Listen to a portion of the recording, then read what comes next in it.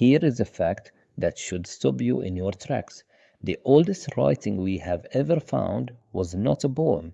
It was not a prayer or a law or the story of a king.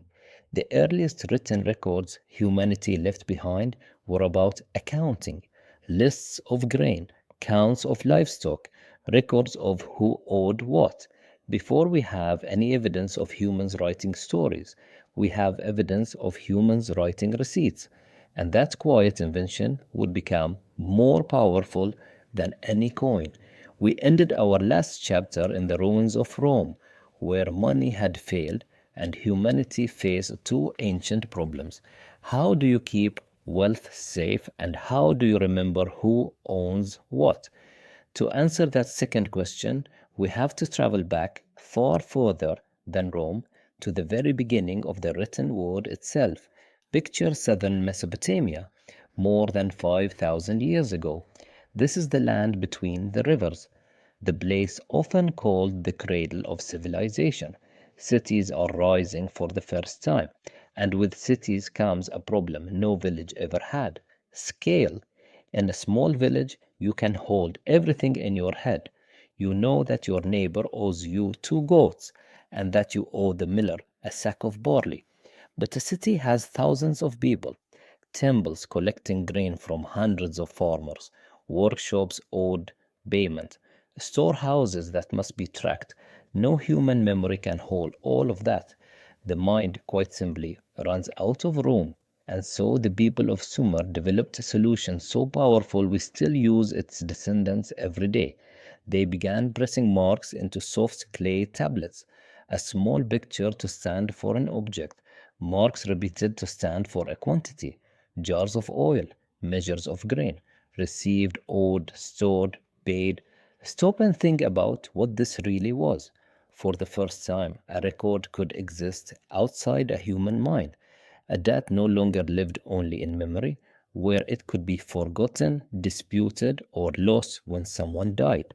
Now it lived in the clay, lasting, checkable, a record that would still be there tomorrow and the day after, long after everyone who witnessed the deal was gone. This is, in essence, the birth of the ledger, a written record of who has what and who owes whom, and it began to change the nature of trust itself. Before, to settle a matter, you leaned on memory and on the word of those involved.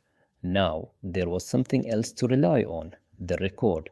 We tend to imagine the earliest scribes as poets or priests, but the reality is more surprising. Much of what the first scribes did was accounting.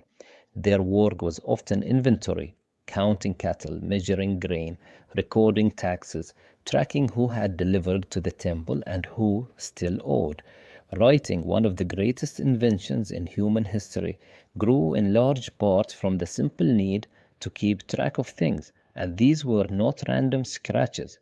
Mesopotamian scribes produced organized records, setting out goods and their quantities in a structured way, often with totals, and marking them as official. If that feels familiar, it should. It is an ancestor of the account books, the bank statements, and the spreadsheets we still rely on today. A 5,000-year-old idea still quietly running beneath the world economy. Think about how far this reaches. Every time your bank shows your balance, every time a company reports its numbers, every time anyone records what is owed, they are doing something a Sumerian scribe would recognize, once done with a reed and a lump of wet clay. The tools have transformed, the core idea has not, and once dates and holdings could be written down, a new possibility appeared on the horizon. If who owns what can live in a record, then value itself could begin to detach from the physical object. A record of grain owed could, in time, matter as much as the grain. This was the first small step on a very long road, from money you hold in your hand toward money that is simply written down. Rome had shown that physical money could fail, but the ledger pointed to a deeper truth. Money was never only about the object, it was also about the record, the account of what owed is what. And a record like that could, in principle, outlast any coin. any king and any empire. But writing down what people owe is a dangerous question, one that would echo for thousands of years. If value can live in a written promise, what happens when the promises grow larger than what actually exists? What happens when the record says one thing and the storehouse holds another? To follow that question, we must leave the temples of Sumer and enter a later world of merchants, written notes, and the first true banks, because the written record had unlocked something powerful and something risky, the ability to deal not only in goods but in promises, and the trust itself. And that is where we go next.